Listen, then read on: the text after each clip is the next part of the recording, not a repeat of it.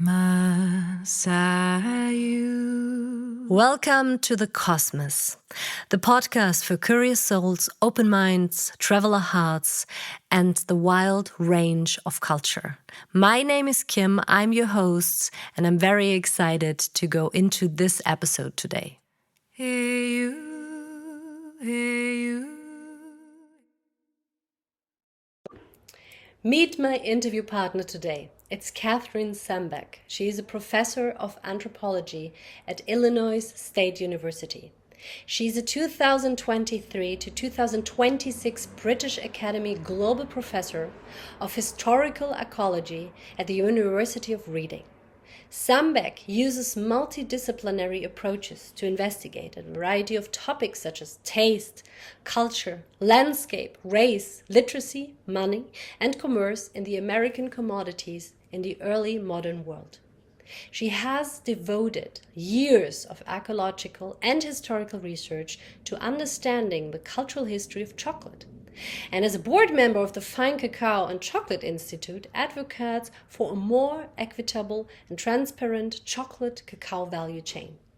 She co-edited with Stacy Schwarzkopf the 2017 volume Substance and Seduction, Ingested Commodities in Early Modern Mesoamerica. Forthcoming works include Rich Cacao Money in Mesoamerica and Afro-Latin American Archaeology, an Introduction. She was a Fulbright Fellow to the United Kingdom for Research at the British Library and has held 2 previous Fulbrights. She was the Central America Fellow at the David Rockefeller Center for Latin American Studies and the Afro-Latin American Research Institute at the Hutchins Center at Harvard University, a long-term and a digital fellow at the John Carter Brown Library at Brown University, and a fellow at Colonial Williamsburg. Welcome this absolute spectacular woman, Kathryn Sampeck. I'm super excited, and our deep dive today was all around chocolate. Because I feel like nowadays everyone talks about cacao ceremony rituals. There's like such a mix-up. It feels like there's this potpourri, and with her I had the pleasure and the honor to go into really the history of cacao. Was there actually a ritual around it? If so, how was it used? And more than that, why are we actually going back what we have learned from ancient cultures about cacao?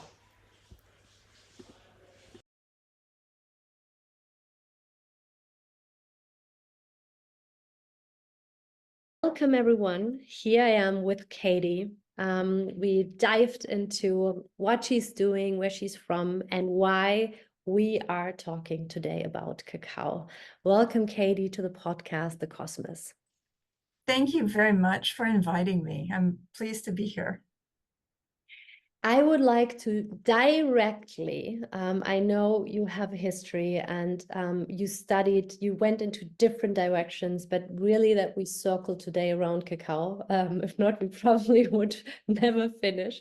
So I would like to start with your individual connection to cacao. How did it start? For me, well, so there's a personal connection, of course, that is my history. Having chocolate as a child, growing up, eating different kinds of chocolate. The very first thing I ever baked myself was a kind of Boston cream pie, which is a chocolate cake, actually.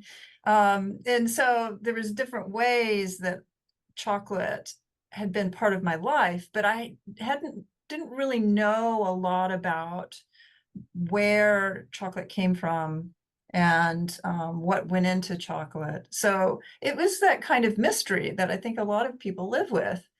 And when I went into study archaeology as an undergraduate and then as a graduate, I was very interested in working in Latin America, in Mesoamerica particularly.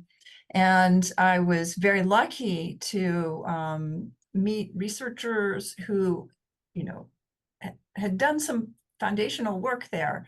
But then there was a great opportunity to do some work in Western El Salvador that it had seen some archival, like research of the the different local, the municipal records, and then larger studies of the archives in Spain and so forth. So I knew there was a lot of documentation about this region, but less archaeological work had been done. So I was really interested in looking sort of from the ground up what people's experiences were like in this region that was only partly known, and follow it over the very long term, from the earliest evidence all the way up into the 19th century.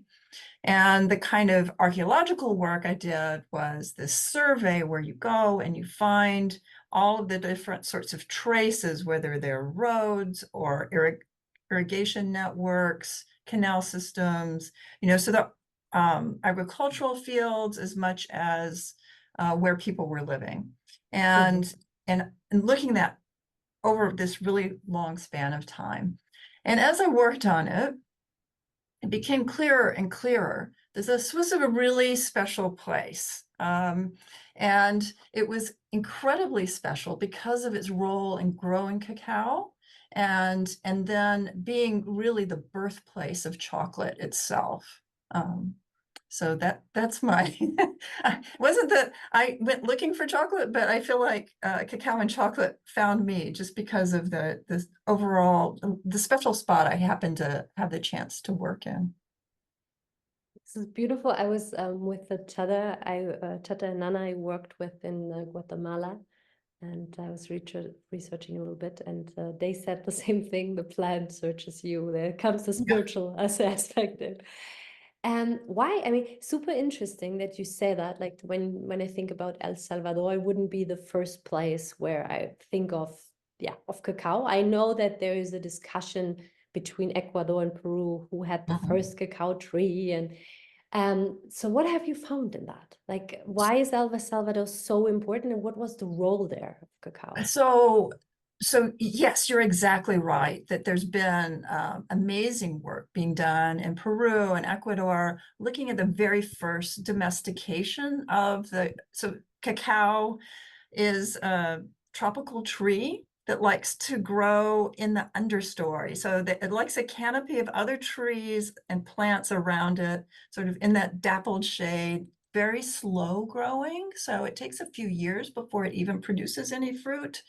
And so that means it's a long-term relationship with people that people had with this tree to tinker with it and make it something that had the qualities that people especially valued, and which was this fruit that had these big seeds inside that eventually people figured out that you could ferment, grind, dry, roast, and grind, and so forth, go through a whole many steps of processing. It takes a lot to sort of skill and care to even get to the point of being able to consume cacao. So it's this long-term kind of initial relationship that seems to have developed in northern Amazonia somewhere. I won't get into the Peru, Ecuador, debate, but there's definitely very early evidence from about 5,500 years ago. And then we know from genetic studies as well as archaeological traces, so remains of the seeds themselves or chemical residues, that it reaches Central America around 4,000 years ago, at least. And there it seems to have gone through another sort of generation of new varieties and new qualities that the people, and again, it's people working with the trees, kind of almost cultivating each other in a way, Mm-hmm. and coming out with these special qualities that are distinctive in Central America versus South America. And so what you see are very different kinds of culinary traditions, use in as ritual items and ceremonies and so forth. They're different cultural worlds that involve cacao in these places. And so I don't think we should blend them all together. But at least by about 2,800 years ago,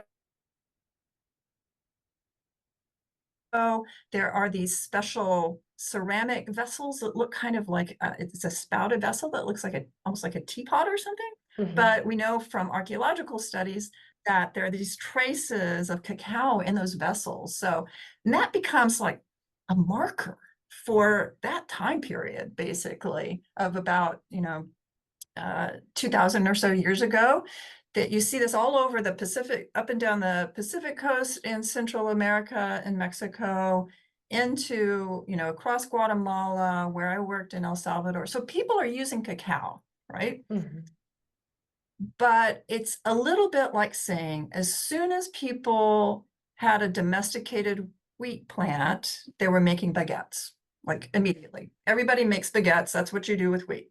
That's a ridiculous statement, right? There's a whole culinary tradition that is about baking and yeast and how you deal with the dough and the temperatures and so forth. Well, cacao, we don't want to rob cacao of that past. The cacao has been used in lots of different, incredibly creative, delicious, important, emotional ways, all in through its history. And chocolate's one Let's part of that. let's go. Yeah, I want to go a little bit back. Mhm. Um, let's start with the part where you talk about that there are differences between the use, which is also found, or you have research for that, between South and Central America, which I found quite interesting because, I mean, what have you found in your studies when we start going back to El Salvador? What did they do and how?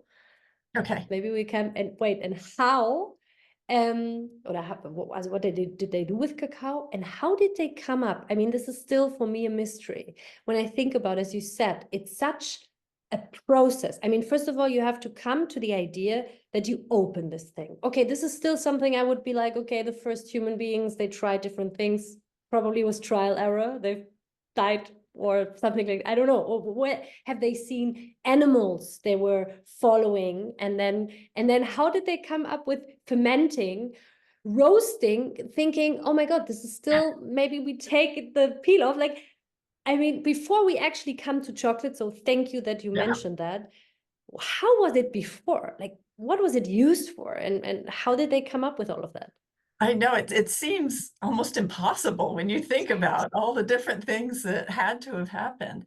But if you look at a cacao, Theobroma cacao tree, or Pitaste, the jaguar, the Theobroma bicolor, they're these almost human scale trees. So they're a shorter tree, and then they produce these beautiful, the fruit are these beautiful, colorful, luscious looking pods. I think pod is like an unromantic word to use for them. But they look a little bit, I think the closest thing I can think of is maybe like a papaya or something along those lines. It's a pretty big fruit. And when you open it up, it's fleshy. And if you ever get the amazing opportunity to taste that fresh cacao fruit, it is delicious.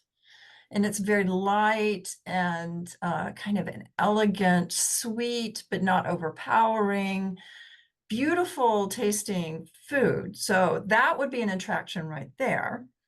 Mhm. As far as other animals, from some of the very earliest imagery, especially in Central America, of cacao, the animal that's associated with it are monkeys, and especially howler monkeys, who are, very dramatic beings themselves. and and monkeys have this, like, in general, this unusual ability, evolutionary ability, to digest alcohol. Like it's not as damaging as it can be for other animals. And so Mhm. that was part of their digestive system. And they tend to be attracted to alcohol, so they can eat fermented fruit. I did not know. Cacao, Yeah. once it's ripe and falls from the tree, it starts fermenting almost immediately. So that whole Mm-hmm. process is there and part of the biology of the plant. um, that the animals, the monkeys are recognizing and feasting. There's all kinds of amazing imagery of these lush-looking cacao trees, the monkeys holding the pods. Sometimes you can tell they've consumed them because it's coming out the other end. At Chichen Itza, there are amazing monkey murals, and that's exactly what's going on there. And so people are seeing that, recognizing those relationships, and I think appreciating that.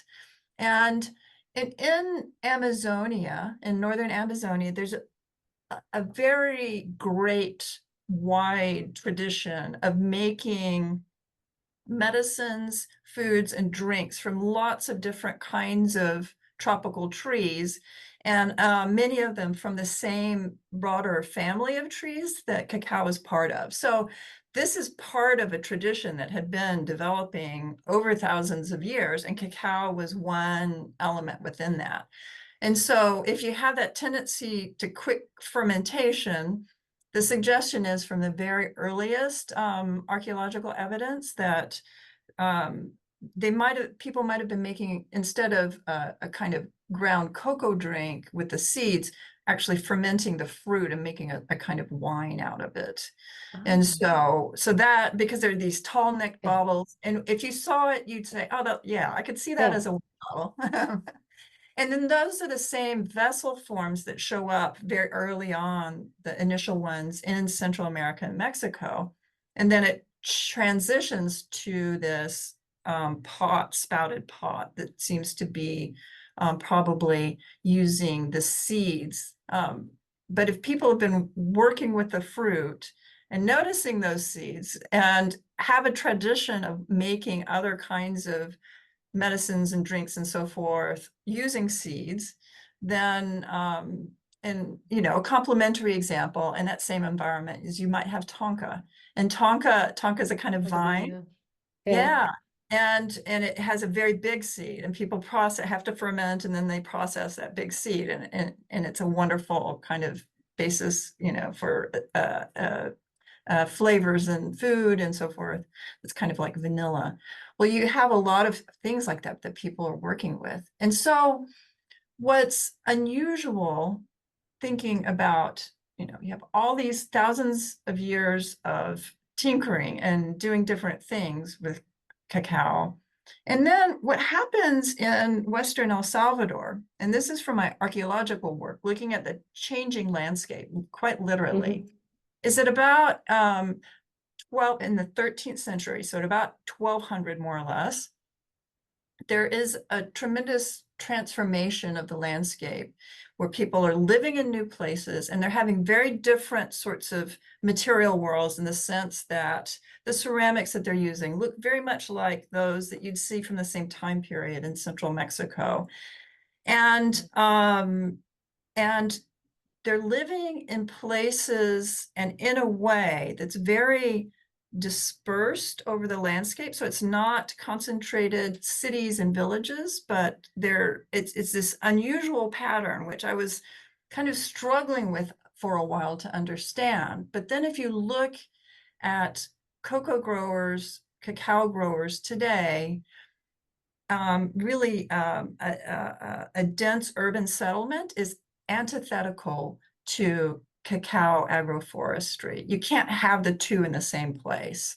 And so Oh, all the great um, uh, centers of great cities of the Maya, great cities of the Aztecs and so forth, they were in places that people were not growing cacao in high quantities. And in places where people were growing cacao in high quantities, it's very dispersed, very different looking. And so what that says to me is it's a commitment. We are going to make this a place that's really, really favorable to cacao and all of its companion trees and plants, that, mm-hmm. a kind of complex agroforest world.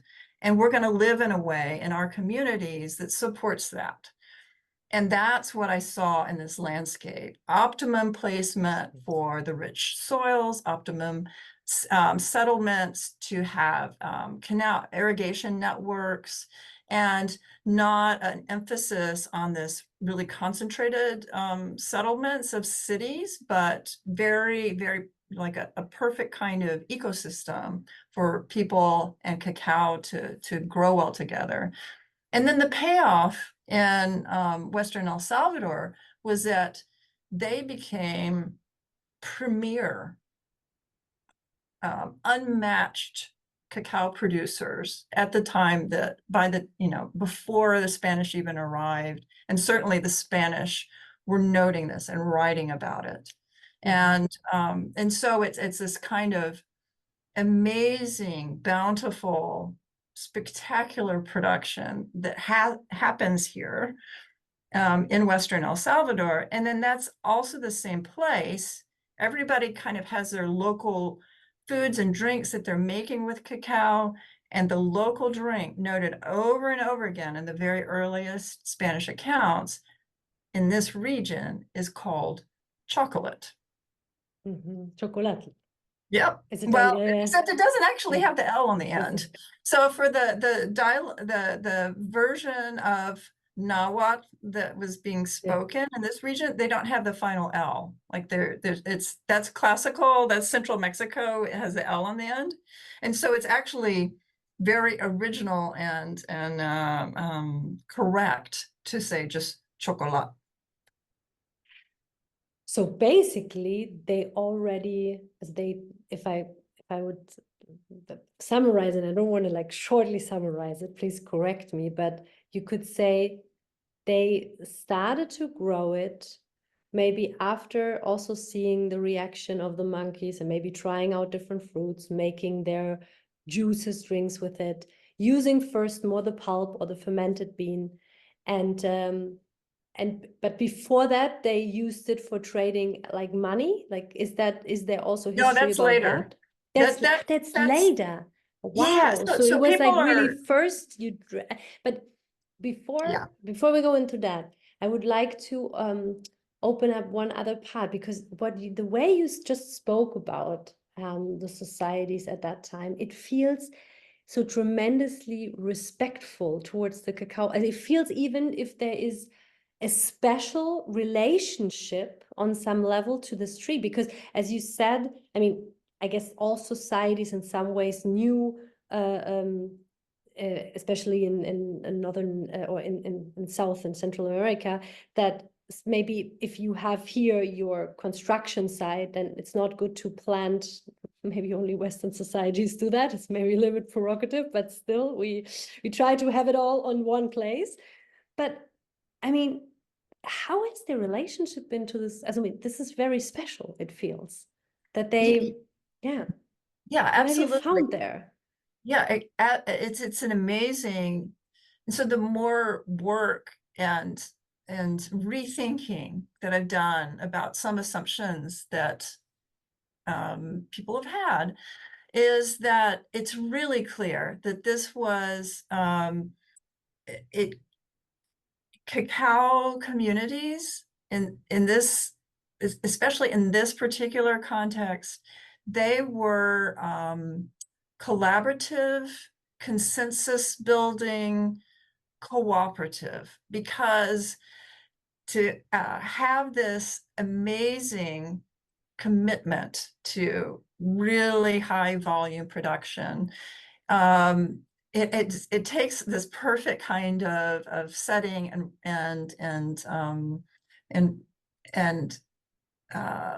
careful sort of cultivation of all the different elements. And so if one or two people suddenly decide, no, I'm going to just plant, I'm going to cut down the trees, I'm going to plant some corn here because I need maize instead of cacao. I'm going to do that this year. It would throw everything out of kilter for everybody else around there. So it's disruptive. It's incredibly disruptive to have a patchwork of different directions that people might be going. And so in this particular instance, they were able to build that kind of really wide-ranging consensus and collaboration. And it turned out to be the most resilient example too. So the Spanish come in, there's introduction, devastation with disease. Sometimes the communities lose as much as 80% of their population. Warfare, abuse that's happening. And yet, in this region, they maintain spectacular production of cacao, that the Spanish becomes legendary as the place where you can go because money grows on trees and people can come and make their fortune if they just go to this region of, at the time it was known as the Isalcos, and that's the name of the communities there, and the people called themselves Pipio.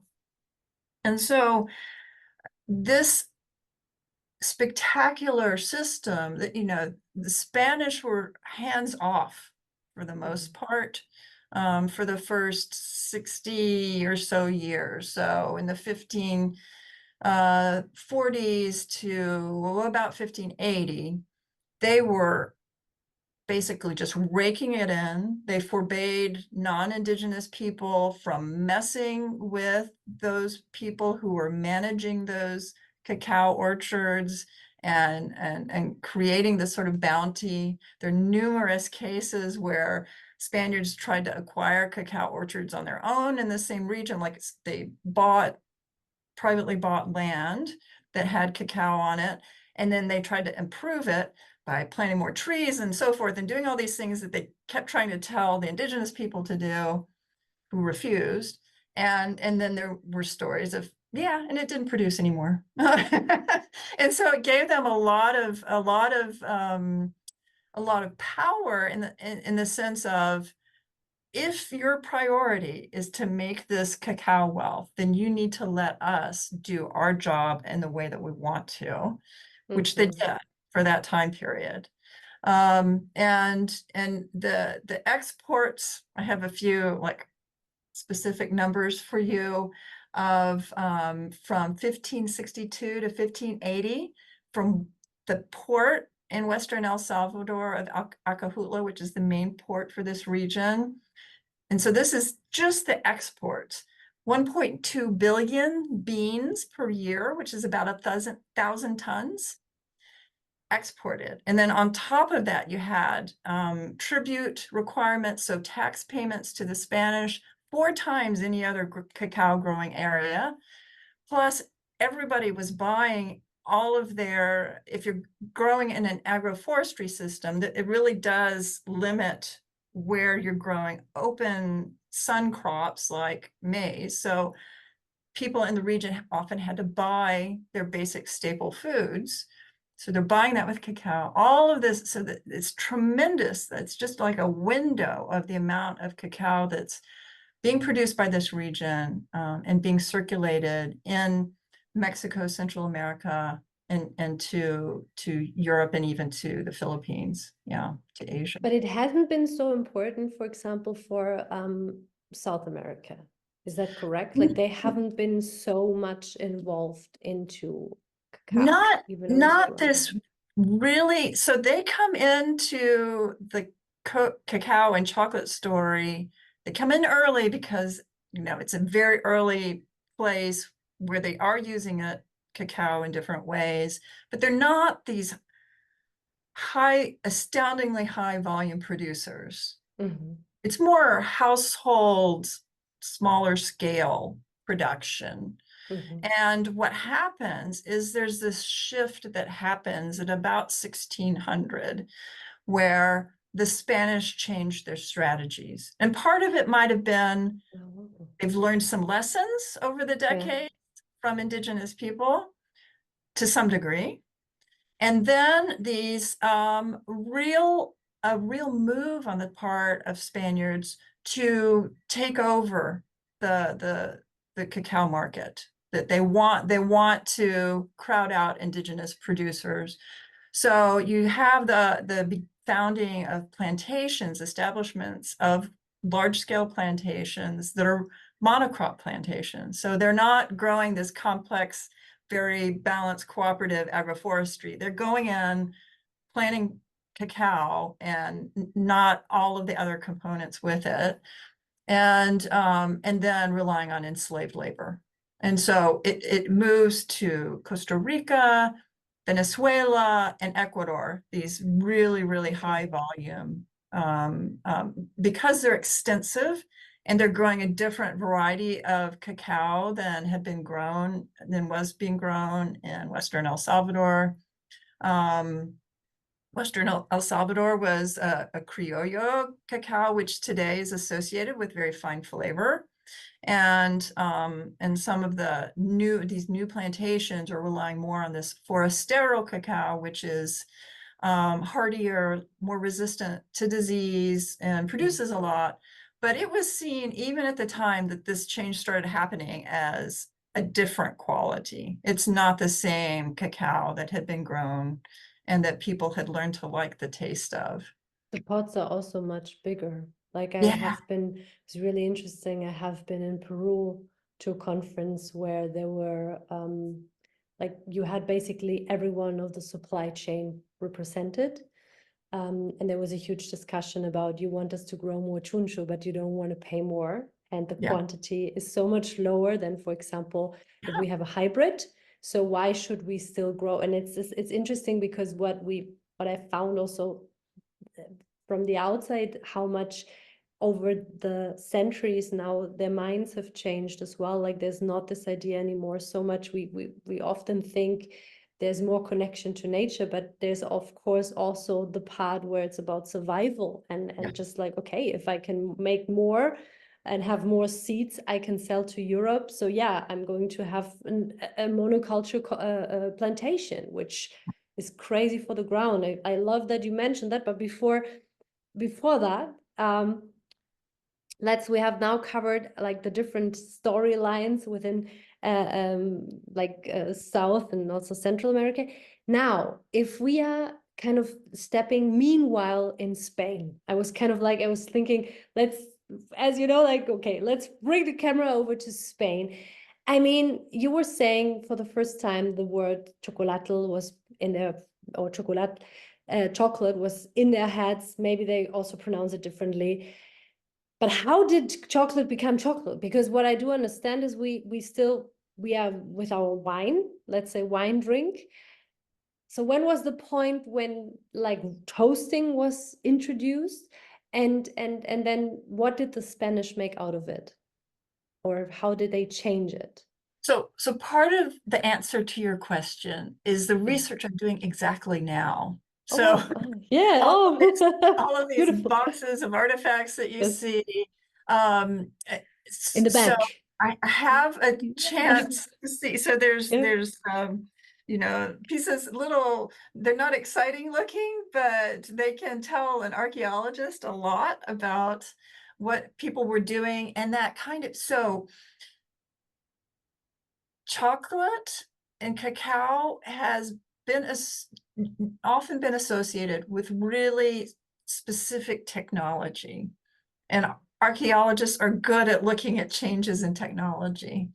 And so the project that I'm working on for the next few years is to really look at that very long history. I've concentrated most of my work on the sort of 15th century to the 18th century. And now I'm expanding that whole timeline to the earliest evidence from about 4,000 years ago in this region of Western El Salvador, looking at what the technology is like and when and how it changes, and when it's really clear that chocolate has been born basically out Mm-hmm. of probably varied kinds of cacao uses before that.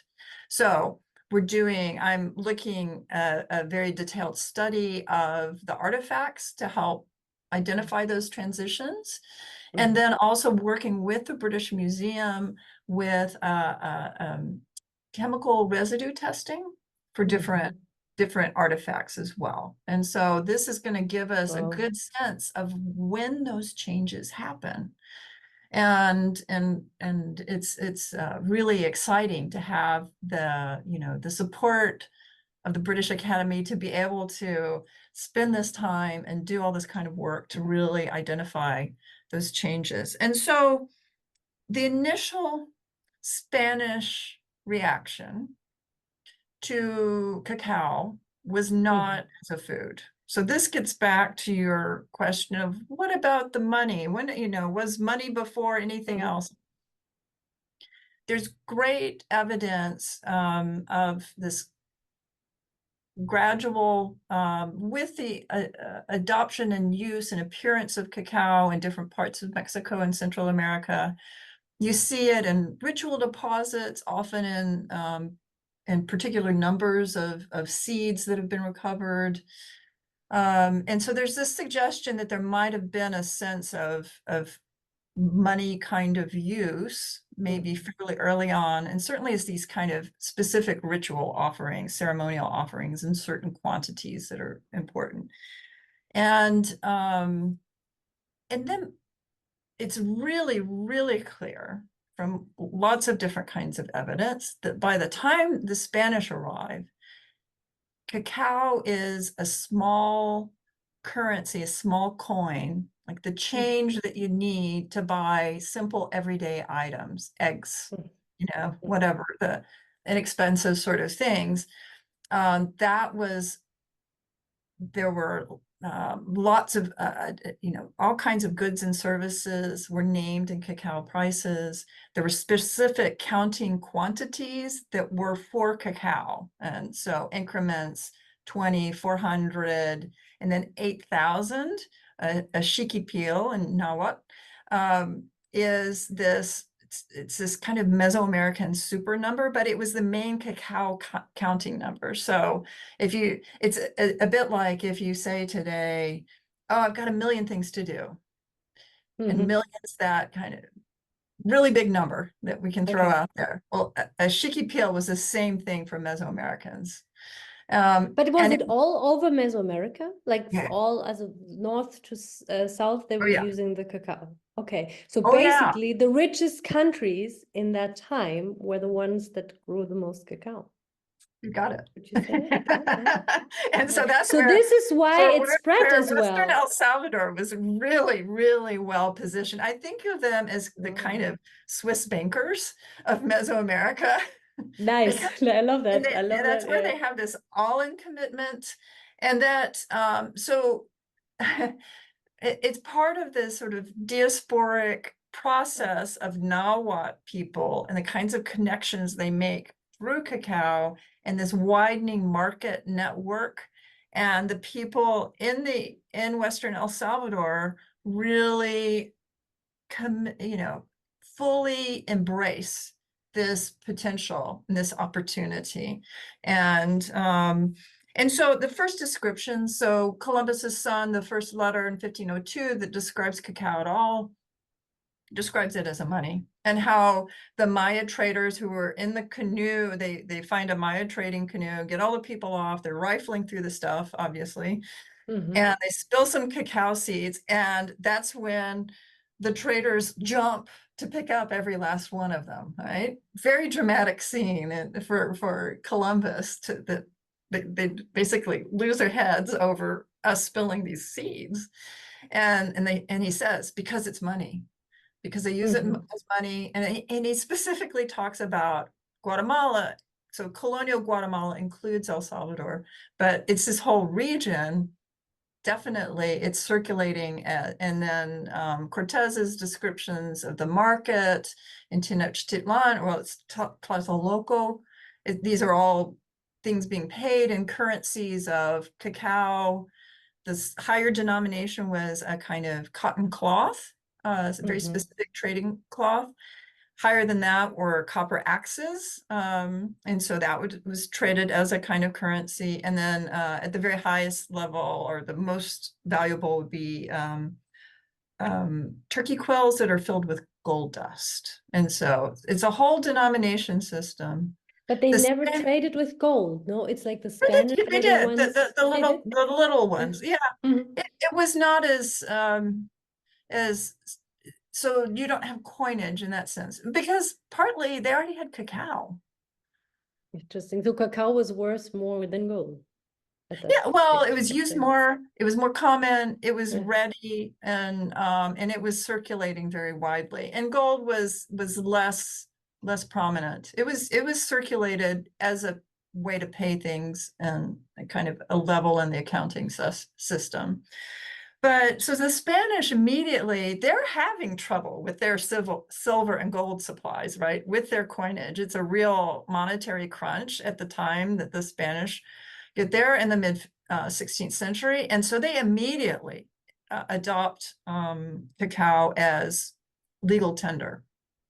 So Mm-hmm. people can pay taxes in it. And then they're also demanding payments in it.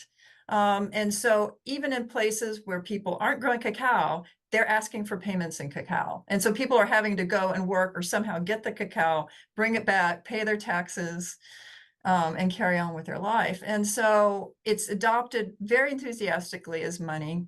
And it's clear that the region of the Isalcos had a long, very well-developed monetary tradition of already paying taxes, their taxes to their lords in cacao, and everything being sort of assessed prices in cacao and so forth. So all of that is strengthening. The Spanish adopt it. And then what happens at this turn at around 1600 to a different manner of producing, it's also demonetizing cacao at that point. So there becomes Ah, this push to really control the currency, that the currency needs to be controlled by Spaniards and Europeans and not indigenous people yeah. producing this cacao, right? And Wow. so it makes this kind of initial reaction. There's a real stress on the currency system that also happens. And they start debasing the silver really crazily. It becomes a huge challenge in silver coinage, Spanish silver coinage, because it often doesn't have a lot of silver in it. But partly they don't have enough currency moving around. They've taken what they Oof. Yeah. do is they not only demonetize, it immediately also moves the wealth from indigenous hands into Spanish Yeah. markets in Spanish and Yeah. European hands. So if it becomes a commodity, and as its growing popularity as something to eat, to drink, to flavor things, it's moving into other markets that are out Mm-hmm. of the hands of those indigenous people. And so in Spain, you have small amounts of cacao and sometimes completely made chocolate shipped in the 1580s to 1590s. By 1600, it's being consumed pretty regularly. Mm-hmm. In fact, it As revolutionized chocolate or as a chocolate drink? as a Like a hot drink, drink. Yeah. Yeah. mostly, not entirely, but mostly as a drink. And it makes breakfast a thing. Like for Spaniards before that, breakfast was sort of not terribly important or exciting. But with the addition, the celebration of chocolate, it becomes this moment to pause and to start the day with your cup of chocolate. And then it moves into, so by 1657, you have chocolate houses in the UK. There are just a lot of different places across Europe where Europeans are consuming um, um, chocolate and cacao. So it's being shipped as But for the upper class. So it was like a classy thing, I sort of, imagine, no? but I Sort of? mean, No? and Or was it? so Charles II, who was a chocoholic himself, at a certain point banned anyone consuming chocolate or selling it or whatever, because the Jacobites, it became this hotbed, like the chocolate houses were, the cocoa tree was a hotbed of Jacobite resistance. He saw it as, and so to me, that along with other sort of medical texts and treatises about cacao and chocolate, a lot of different people are consuming it. And Okay. it becomes really important for women's sociability. So, and there are these accounts that talk about well, the laboring person, the construction worker going to work all day does really the best if they have a nice cake of chocolate with them. Like that sustains them better than other Wow. kinds of foods. So to me, that's, even it might be the king's physician who's writing this, but Yeah. there he's promoting it as something that common people should have access to. And certainly, so I, bear in mind, as we talk about European narratives and how accessible it was to different parts of the European market, in Central America, in South America, of course, they're carrying on with their Hmm. cacao foods and traditions. That is circulating in a kind of internal market, without a doubt.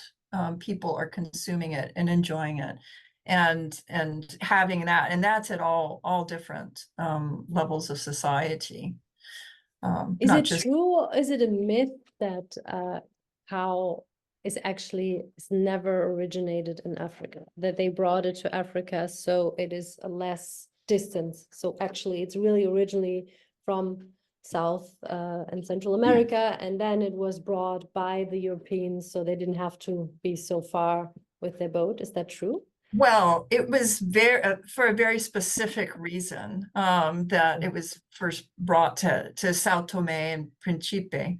And it was the King of Portugal at the time, let me look at the date here, be sure I get it, 1819. The first Mm-hmm. cocoa trees were brought. To Africa. And yeah, to Yeah. Africa. Yeah. Yeah, and so it's the Portuguese who were worried about losing their colony of Brazil, right? And they didn't want to lose their colony and lose, Yeah. cocoa and chocolate at the same time. So they export trees and start, and sadly, so not only did they export the trees, but they also exported the coerced labor that was part, really entrenched in cacao growing by that point, and across Brazil, Venezuela, and other places. Mm-hmm. So you have these lingering systems of coerced labor that are the beginnings of African cocoa plantations.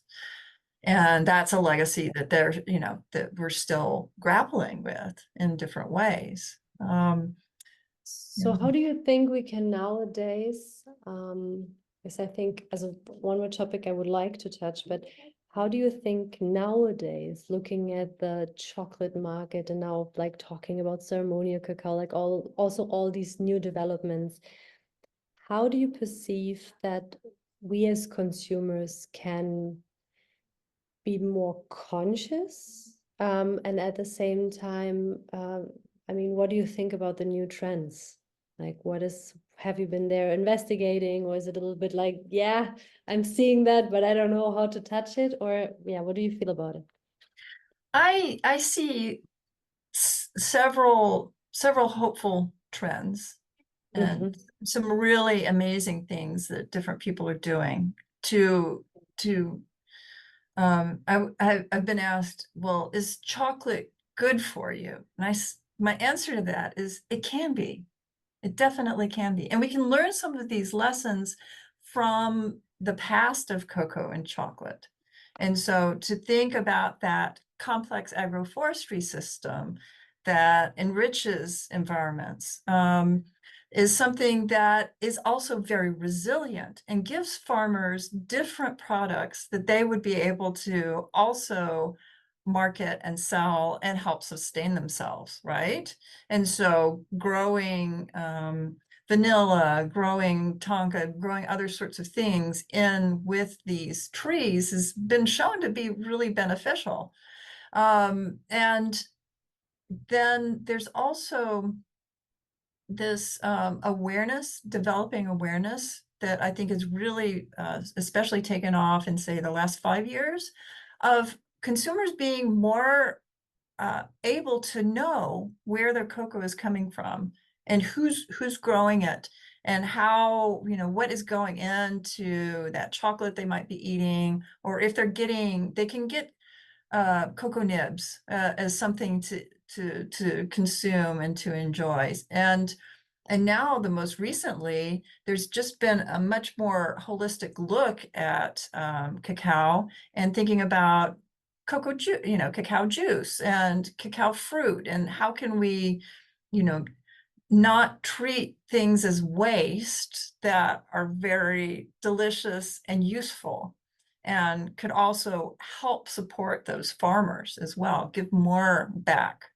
And I think at a really basic level, that there's more of a range of choice about how much cacao might be, say, in the chocolate that you eat. And if you think of it, the higher the percentage, that's more value, more of consuming the cacao that those farmers are growing, instead of it being mostly sugar and other kinds of additives. So you can help out farmers that way, just by thinking about the percentage and the amount of cacao that might be in what you're consuming.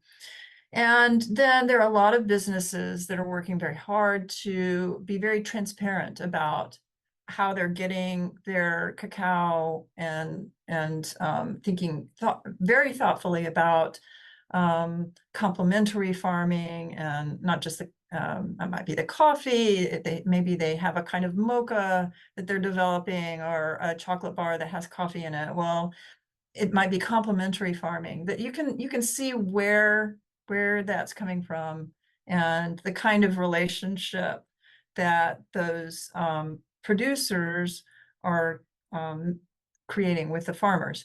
And then the thing that has been a trend, and again, it's this turn that happens in the 1600s, is cocoa and cacao, or cacao, which however you prefer to refer to it, went from a place of being part of a cultural world and a long tradition in Mesoamerica, Central America, South America, to being a new plant in a new place, and a very extractive process. And so a lot of those farmers in these new places didn't necessarily have a lot of experience with it. It certainly wasn't part of their everyday life to think about, using the tree in different ways. And so now the movement, I think, is very hopeful, is thinking of making things like chocolate at source. And so it would be those communities that are sourcing their cocoa, their cacao, they're locally processing it, and producing that chocolate there, that is then shipped out. And that kind of shortened chain is going to be very beneficial to those producers. And plus, it gives an engagement of those farmers and what they're growing, and knowing, really experiencing fully everything that's going into it, and what is coming out of it, which opens up possibilities for a lot of innovation and creativity.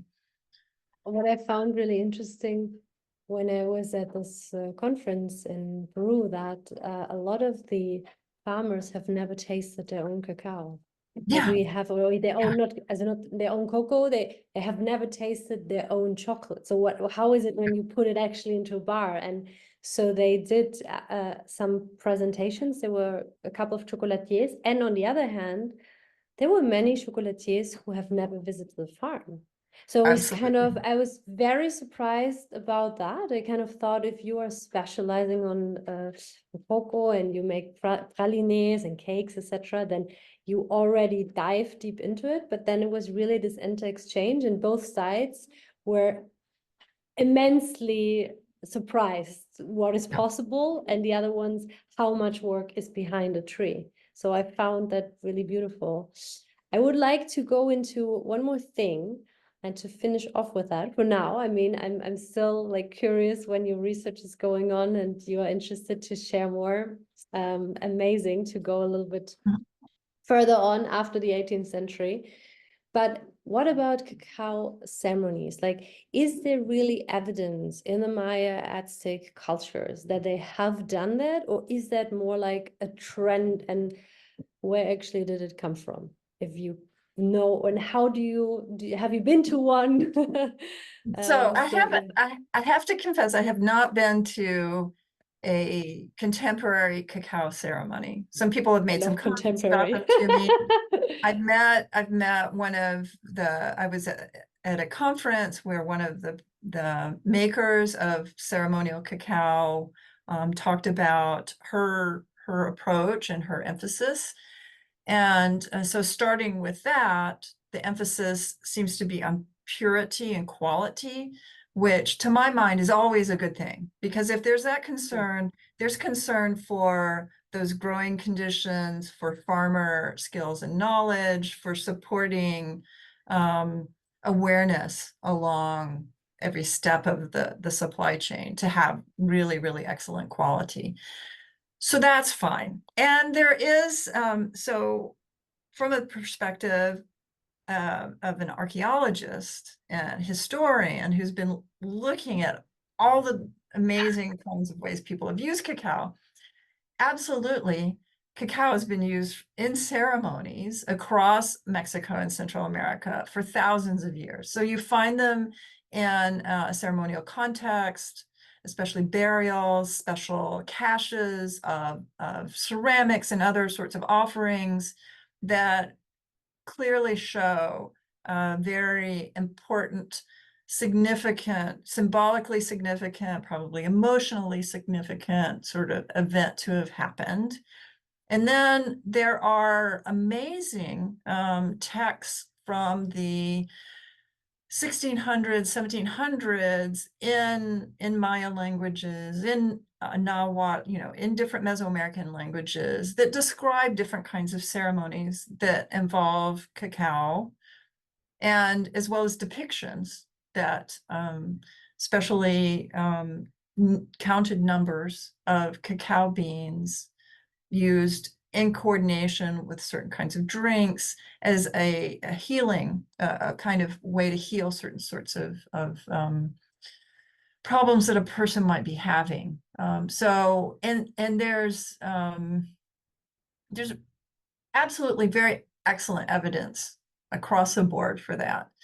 So what I see the current cacao ceremonies as being is the latest in a long line of ceremonial uses of cacao, and things that people are using cacao for very potent reasons, personal, sort of religious, conceptual reasons that help bring people together and help heal or move people into better relationships or better places spiritually. So in that way, as an anthropologist, I think it makes perfect sense.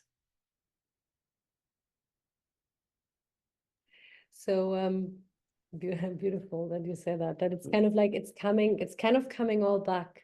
Like listening to you, I feel we are getting now back to the way how they have been growing in San Salvador. Like in some way, it's permaculture again. It's maybe lower quantities coming back to the original varieties of cacao, like chuncho, like criollo. It's like there's a lot of it was there, and I guess or having it for more conscious use, that you not just eat thousands of chocolates and just like this in order to get emotionally regular, which is interesting because people, was it the sugar or was it the cacao? Maybe it was always a combination of both. We don't know.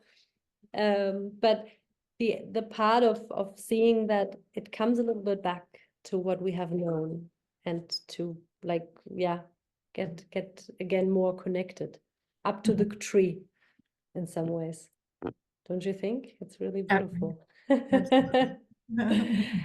I would love to know if there is any publications also of you that you can recommend the listeners right now that see us here. Maybe if you are listening in YouTube right now and you're super curious, maybe you say, hey, wow, this has been, I mean, I love chocolate since I'm a child. Who doesn't? I heard there are some. But for those who say, oh God, I would love to deep dive into that, is there something of you that you can recommend? I will put it also in the show notes below. So there's one book that Stacy Schwarzkopf and I edited together that's a collection, not just about chocolate or cacao, but about a lot of ingestible substances from the Americas. So it includes different kinds of alcohols, pulque, psilocybe mushrooms and other hallucinogens, tobacco. So it's really this broad look at different, and it's called Substance and Seduction. I just, yeah, perfect. Yeah. I will. And so I recommend that because it gives a really nice overview and puts cacao and chocolate in context. And then I would say watch this space because I'm finishing off book manuscripts, one of them about cacao money, another one that will very much focus on cacao and vanilla together and their agriculture, thinking about their different history. So I'm, as part of this project here, of course, the final result will be a book as well. So you know, I'm working hard, and yeah, keep an eye out. Amazing, amazing, amazing, amazing. As a, first of all, thank you so much for your time diving with us. I mean, as I already knew in the beginning, it's a topic, it doesn't end. And I mean, you have been researching for so long, it seems, and turning around every stone. So yeah, thank you for this little introduction, and taking us on the journey of cacao, on your journey to discover it. And yeah, I will also, guys, I will update you, everyone who's listening. Thank you so much. And I will update you, of course, if the publication comes out or if something new is on the market. And as mentioned before, also putting the publication underneath and all the other information where you can find Katie. So thank you so much and have a wonderful afternoon. Thank you so much, Kim. It's been such a pleasure to talk with you and really get to talk in depth. I really appreciate the opportunity. Yeah, thank you so much going there. Have a wonderful day. Thank you. You too. Bye. Bye. Hey you, hey you. I'm very thankful that you have joined today's episode. And if you want to know more about me, you can find me on Instagram at das Herz einer Frau, the heart of a woman, and also die Kakaohüterin, los guardianes del cacao, the guardians of cacao. Have a beautiful, beautiful day, and I see you next time.